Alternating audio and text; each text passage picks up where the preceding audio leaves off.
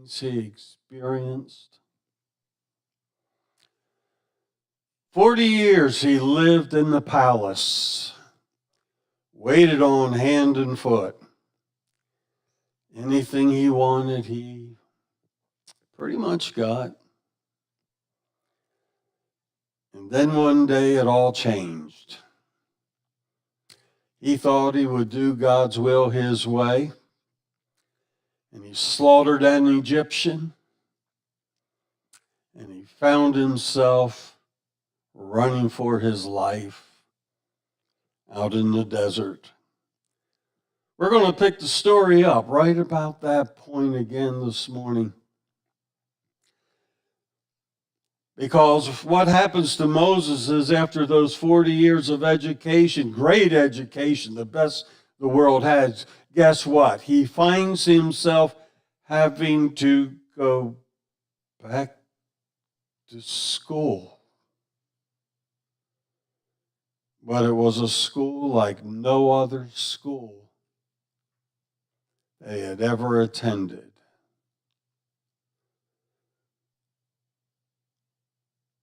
And sometimes we find ourselves going to that school as well. At different times and periods in our life. I want to talk about something that's a little painful this morning, but it is absolutely essential in our walk with the Lord. And I'm referring to how the Lord handles some of his children. It seems the longer I live, and boy, that time seems to go faster as the years go by.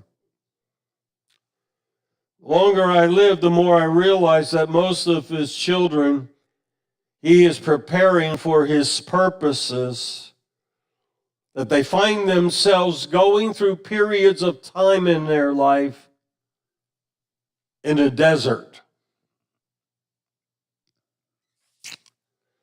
It's a kind of school, it's a different kind of education from the palace to the desert.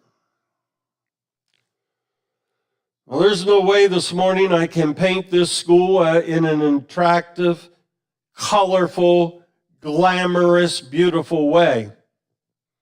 Can't do it. It's not designed for that. And I'm not talking about the desert in early spring when the flowers bloom on cactuses. It's the desert not in February, it's the desert in July. The desert in August. And don't think about Palm Springs, California, or Scottsdale, Arizona. Think about the middle of the Sahara, the place of heat, the place of barrenness, the place where you are not productive. Nothing seems to be working. Nothing is fruitful. You know, the Hebrew word for desert is an interesting word. The Hebrew word for desert is closely related to the Hebrew word for speak. Meaning what, Pastor? That the desert is the place, if you will allow it. It is the place where God will speak to you. Do you hear me? The desert can be the place where God can speak to us. You see, so many times there's so much noise going on around us. So many busy times that we can't otherwise learn what God has to say if it isn't for the desert. The desert times. The desert is that place that strips all the things that we hang on to for comfort. All the things we feel we need that we really don't need are the very things that have kept us from hearing God speak. And He strips us of all that stuff, all of that noise. Where's just you? And if you'll pay attention, Him as well.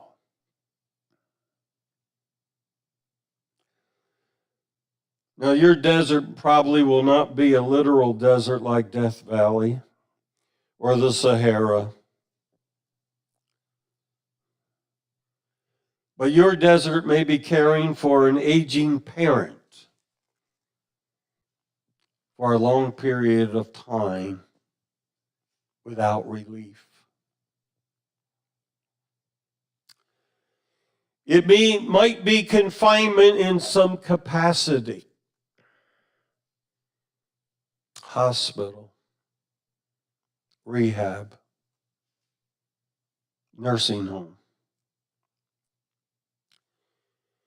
Your desert might be ill health that suddenly overtakes you and stays with you for a period of time. Maybe weeks, months, maybe years. It is that which brings personal pain, personal hardship, personal heartache. That's a desert. That's a desert in your life. It may be the loss of a loved one through death or through divorce, whatever. It could be relocating from an area that you are very familiar with to an area where you know no one. And I fight about that desert, because the girls would like me to come and live closer to them. But I don't want to pack up and have to start learning things all over again. No, thank you. What I'm telling you is that the desert wears many clothes today. It could be a failure at school. It could be a failure on the job somewhere. It may be a boring, thankless job that you've had for years, but that's your calling right now. That's your desert that you find yourself in. In Deuteronomy chapter 32, we have a direct reference to the nation of Israel, but we're living in a day of changing pronouns as we want. So I'm going to take the liberty this morning and change some biblical pronouns, because I want to apply this verse to my life and your life today. Deuteronomy 32:10, listen to it. And He, God, found you in a desert land, and in the wasteland, a howling wilderness. And He encircled you. He instructed you. He kept you as the apple of His eye. Think about it.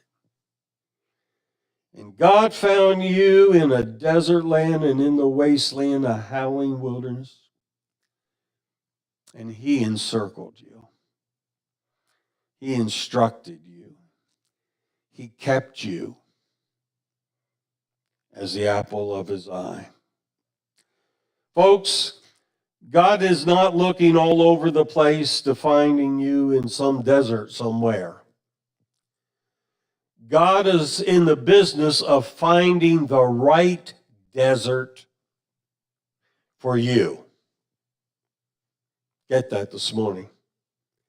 God is in the business of finding the right desert for his children.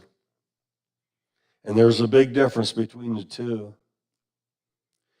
You know, some of you would respond beautifully to one situation, whereas to someone else, that situation would be a desert experience. Some of you would long for some time alone, especially when the grandkids, great-grandkids come over your house and they're climbing all over your furniture. They're yelling, they're screaming, they're arguing. And you're saying, Lord, just a little time alone. Just a little time alone.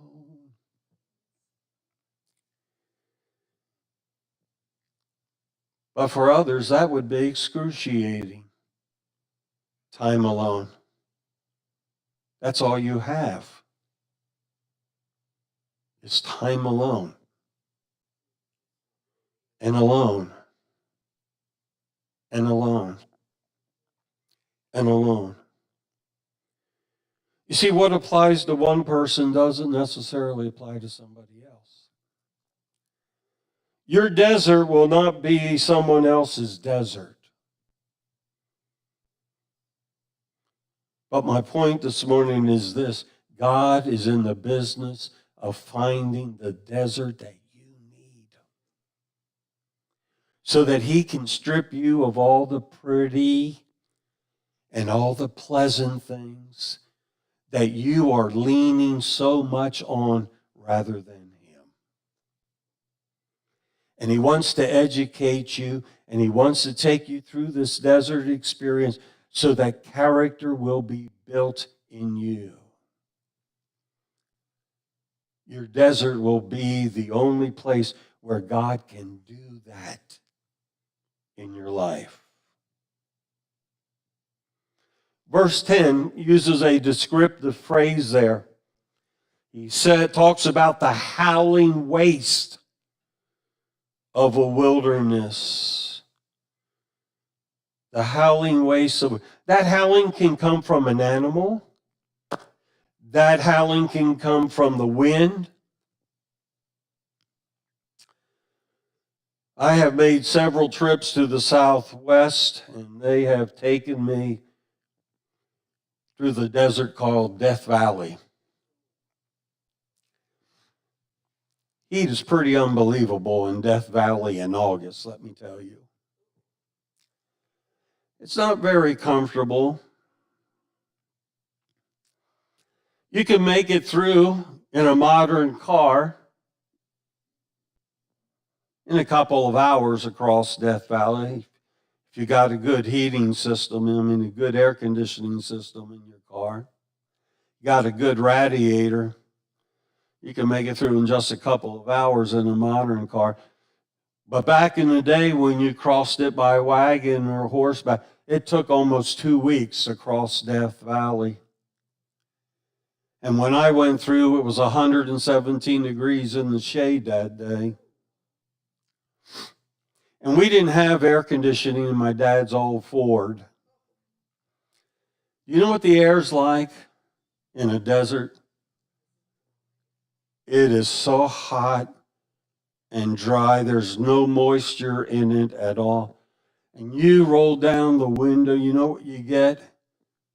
You get a blast of hot, boiling air. I mean, it just takes your breath away. You can't roll the windows up because you got that heat beating against the automobile on all sides, coming through the glass. You roll the window down a little bit, and that it is nothing but pure hot air. Been through it a few times down there.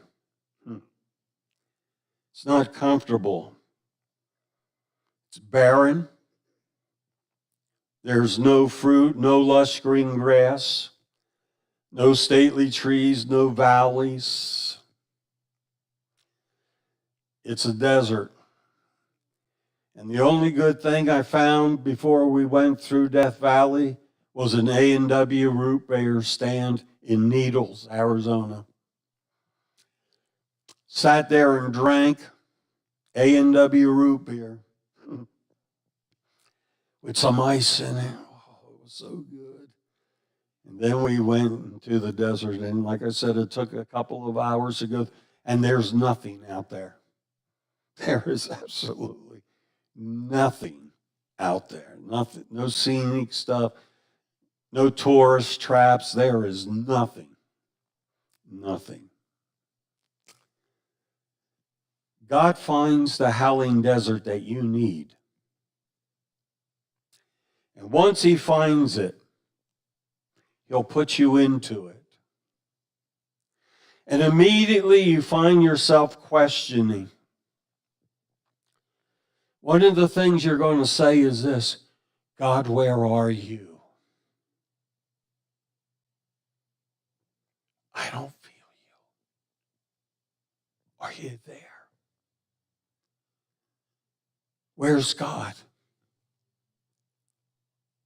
Where's he gone? In the midst of this painful experience, you no longer can do what you were once able to do. And then there comes this fear. I'm going to lose my talent. I'm no longer going to be useful. God, why don't you just take me home? I'm forgotten. God, you've left me after all this time. When I needed you the most, you left me. That's why I want us to look at this verse. I want us to look at this verse again, because there are 4 things God says he will do for you in the howling desert.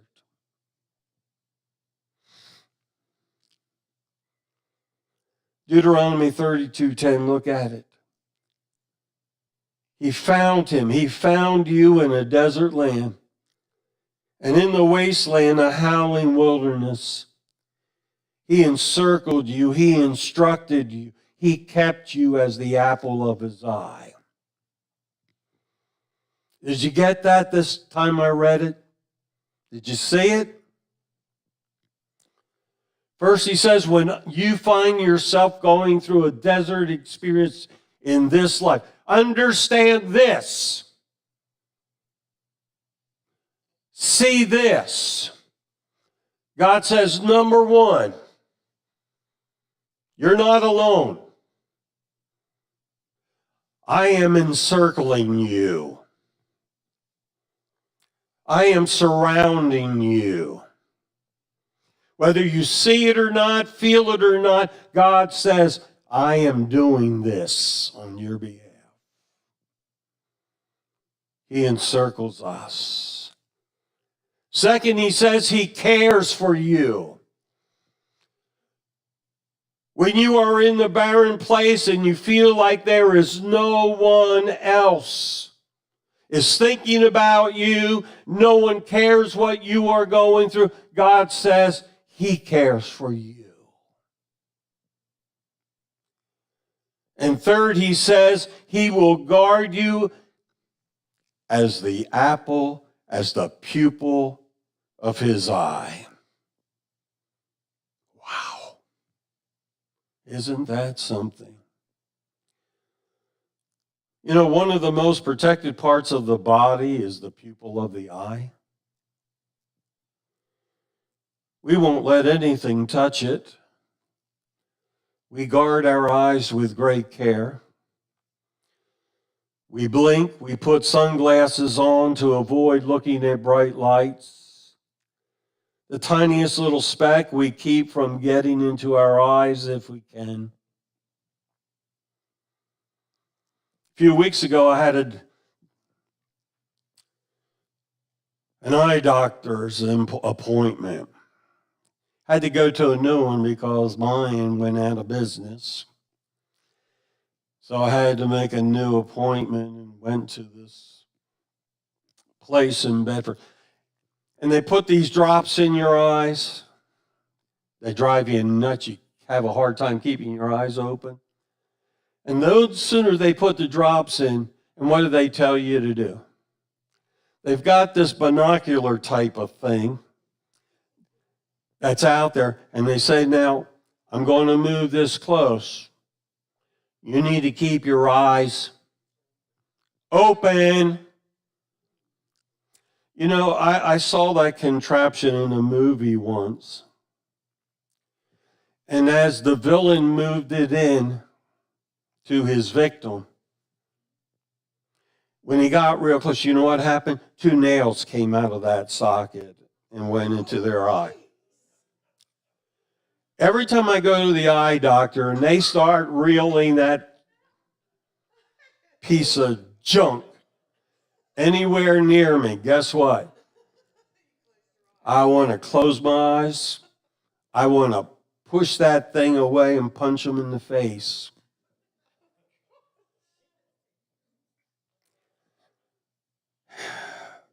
And they just roll this thing in. And I mean, they put it right up to you. I mean, it's right there. There could be nails there. Who knows? Who knows? And they tell you to look to the right, look to the left with this.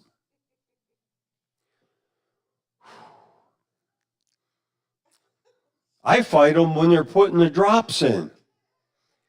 And they're sitting in there calling help to come in and hold my eye open so they can put these stupid drops. I don't want nobody messing with my eyes. No. That's protective territory there. God says in the desert, you know this. You are the pupil of his eye. And he's making sure you're going to be okay. You are that sensitive spot for him. And he's paying full attention. He's right there. And to our amazement, we discover that God hasn't left us. He has cared for you more in that desert than at any other time in your life. I want that to encourage you this morning, especially that you who are going through a difficult time right now. You're going through a difficult process. You're going through a desert right now in your life. There's a fourth thing here. He tells us that God alone guides us. Deuteronomy 32, verse 12. So the Lord alone led him, and there was no foreign God with him.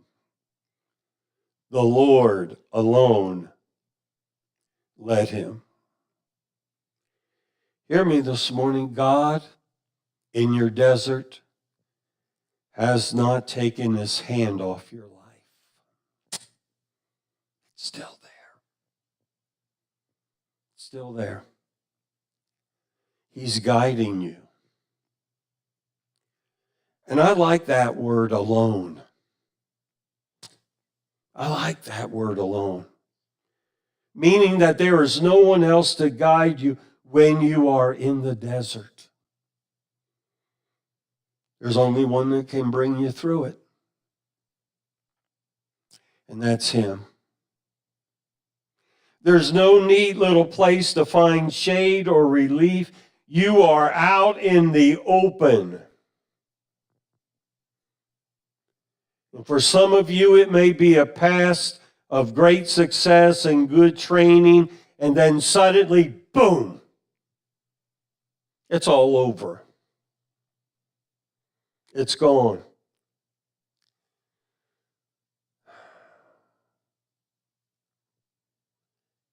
And now you're just surrounded by a bunch of yelling, screaming kids.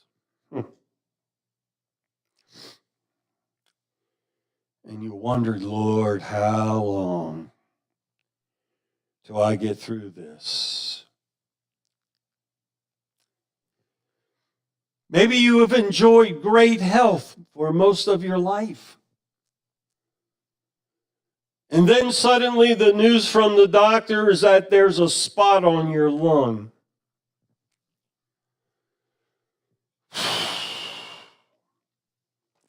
And you're reeling from that news.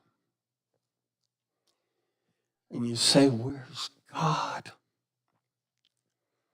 How can I hope? How can I handle this? How can I get through this?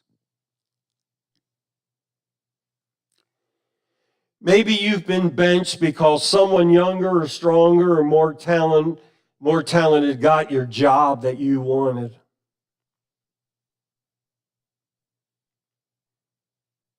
Some of you are single. There was an article in Eternity Magazine sometime back, and it said this. Maybe you can relate to this. Quote, no lover makes my kiss his daily quest. No hand across the table reaches for mine. No precious baby nestles at my breast. No one needs my love. Where is the sign that God the Father loves me? Surely he creates the wealth of love to overflow. How could it be that no one who wanted me has become mine? Why did I tell them no? But do they really matter? Could all the answers take away all the pain and all the reasons really? Could they really dry my eyes? No, from heaven's court. No, I would weep again. My God, you saved me from hell's black abyss. Now save me from the tyranny of bitterness. You see, the desert can be the response of one that you love. And then they're gone. And there's no promise of a return. You know what, gang? I feel like I'm living in that year. I've been to way too many funerals this past year. It's the baby boomers generation, I think, to graduate to the next classroom.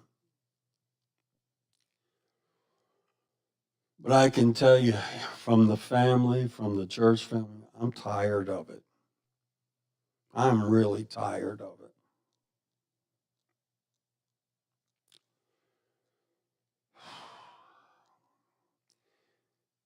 It may be the day you come in from work and you discover through a chain of events that your loved one doesn't love you anymore. That's a desert. Man, it's a desert.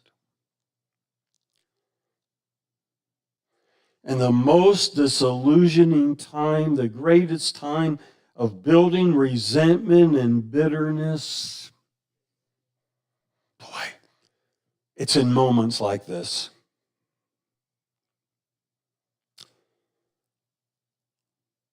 But I've come here this morning to remind you, and I want you to hear, and I need to hear it too.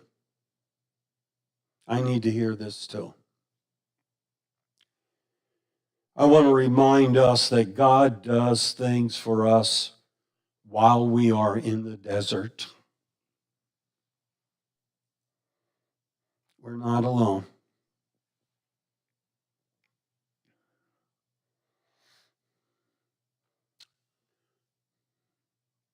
Just buried a family member this past Friday.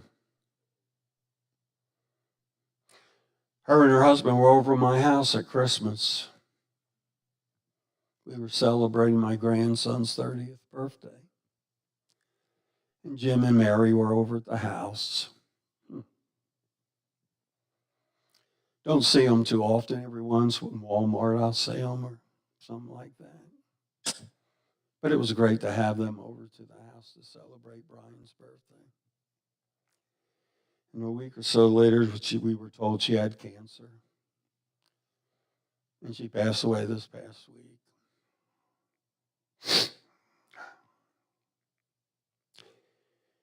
I want to remind all of us that God does things for us while we're in the desert.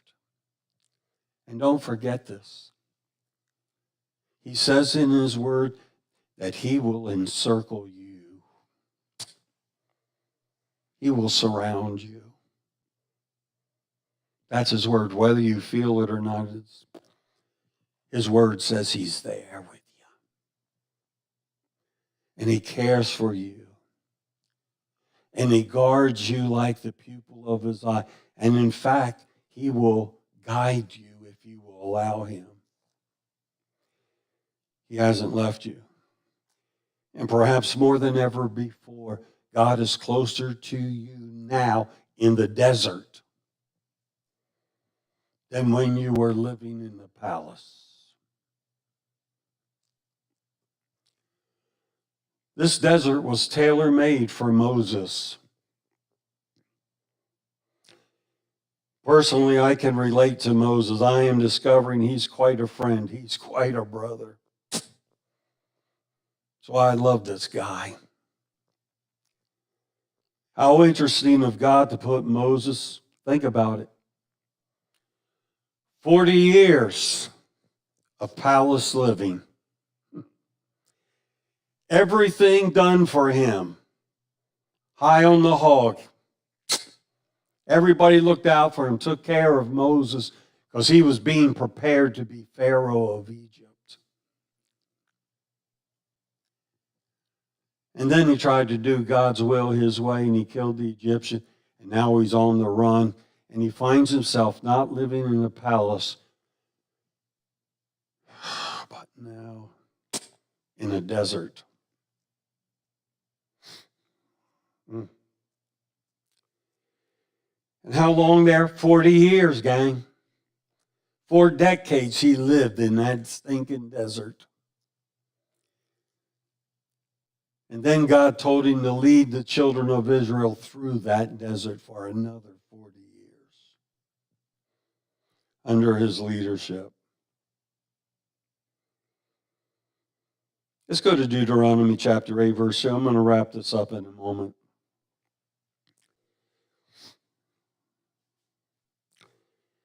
And you shall remember that the Lord your God led you the way these 40 years.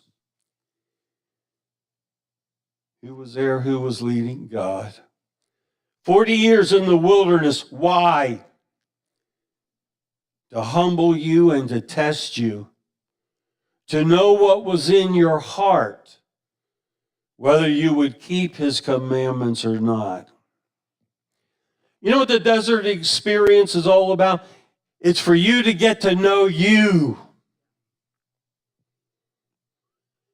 Get to know what you are made of. Get you to know what you believe is really what you believe.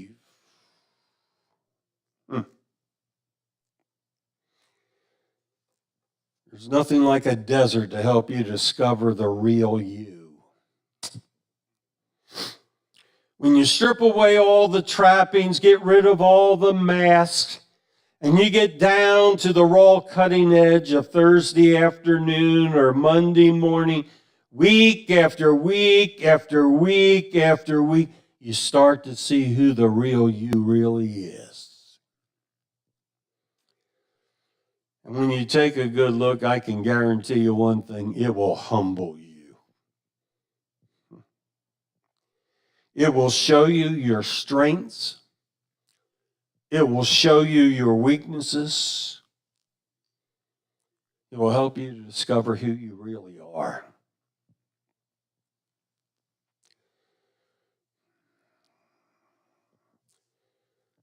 I want you to get this morning.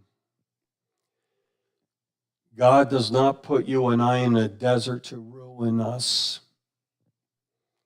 but to make us. Let me say that again. God does not put us through the desert experience of life that we all go through. Not to destroy you, not to ruin you, but to make you. To make you.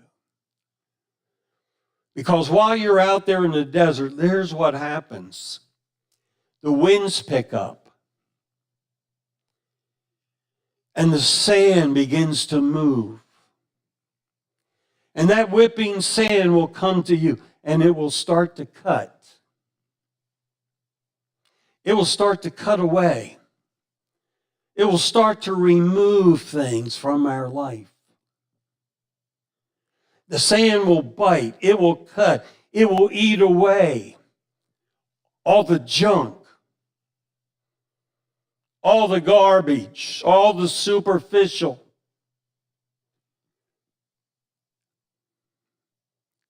Until we are what God wants us to be. And it doesn't happen overnight.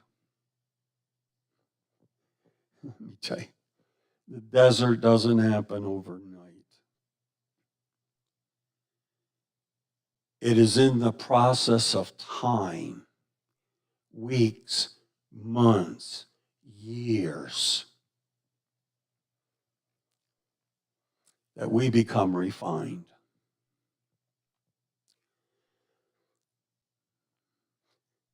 I'm working on 50 years of pastoring now. And I can tell you, I have met people who have been tempered by the desert. They've gone through the desert. And I'll tell you what, there is no one quite like those people. No one quite like them.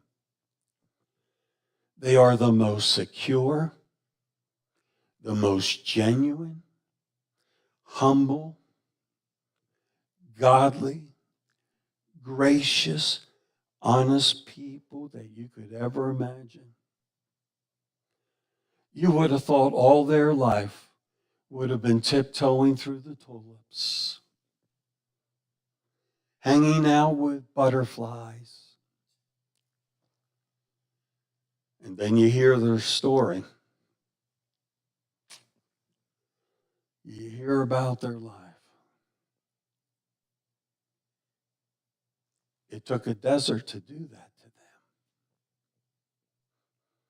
to make them into what they are today. Incredible, incredible people for the Lord. It took a desert to do it.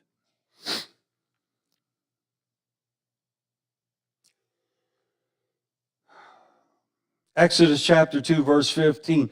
You can read that Moses ran from Pharaoh when it became known he murdered the Egyptian. Pharaoh was intent on killing Moses. But Moses went to the land of Midian and sat down by a well.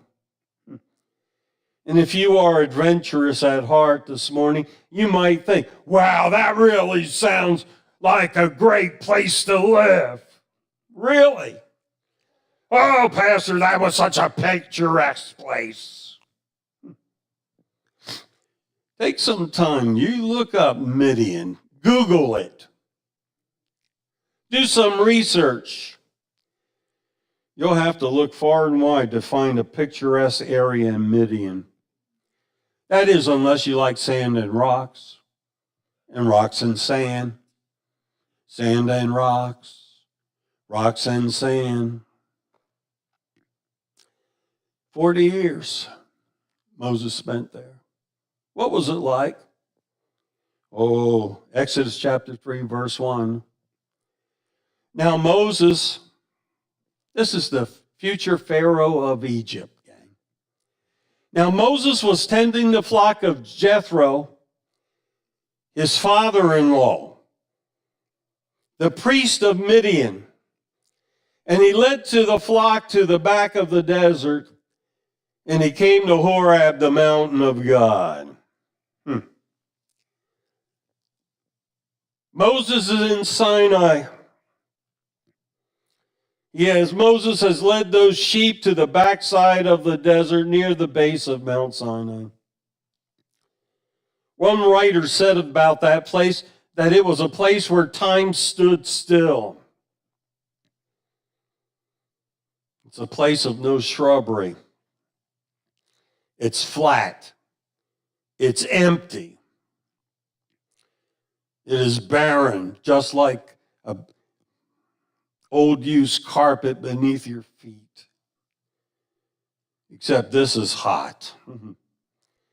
There are large chunks of rocks like divine masonry work.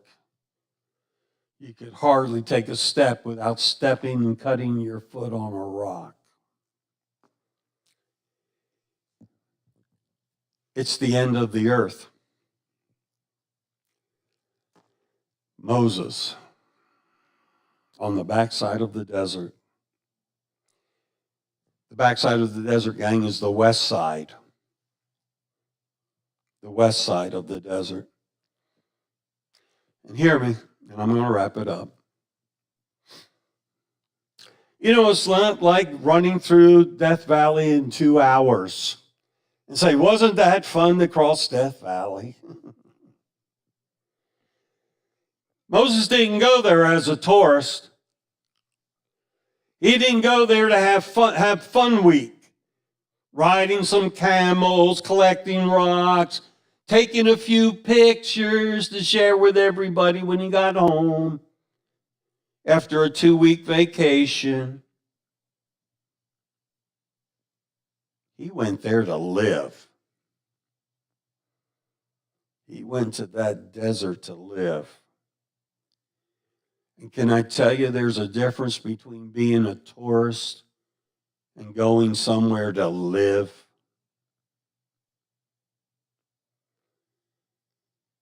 Have you traveled enough to have had the experience of coming to a barren place and said, thank you, Lord, I'm so glad I don't live here?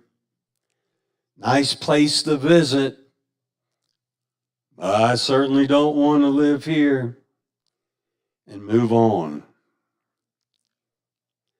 Moses went to the Midian desert and he unloaded the U-Haul.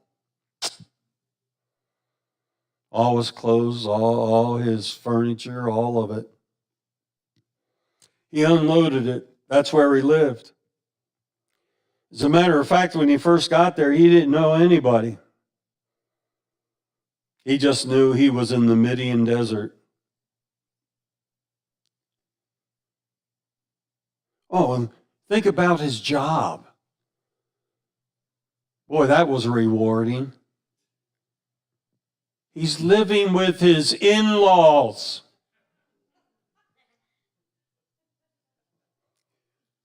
Living with his in-laws.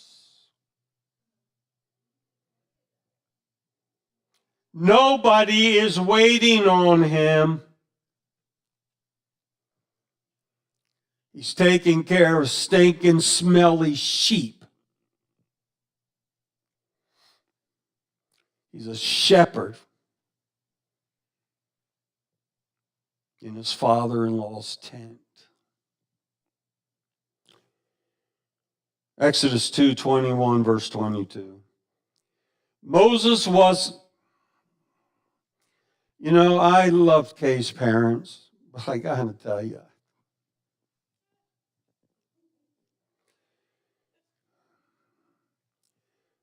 Moses was content. Boy, that's enough to choke me up. Moses was content to live with the man, his father-in-law.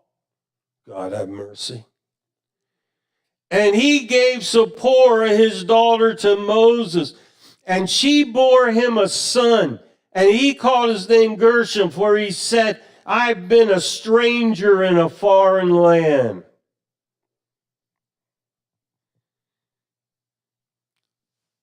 Pharaoh. 40 years preparation.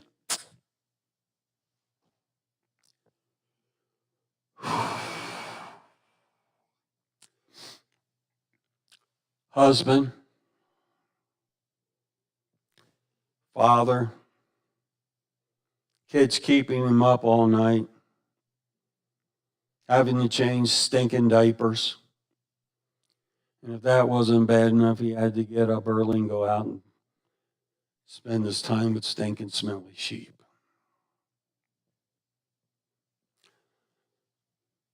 A man who had the greatest education the world could offer. A man who had the advanced technology knowledge of Egyptian hieroglyphics, who had studied science so well that he was in the place of becoming Pharaoh.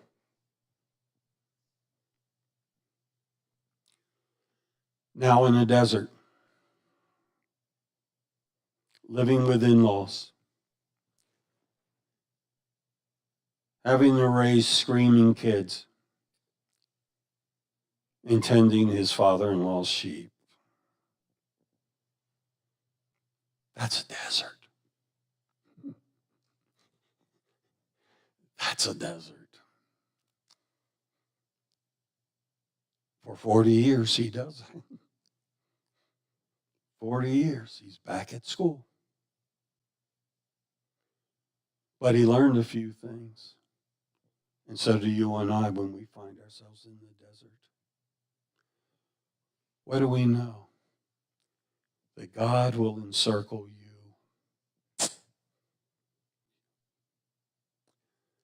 Know that he cares for you in the desert. Know that he guards you as the apple of his eye. And he will guide you every step of the way, as long as it takes. Can you say amen? Let's pray.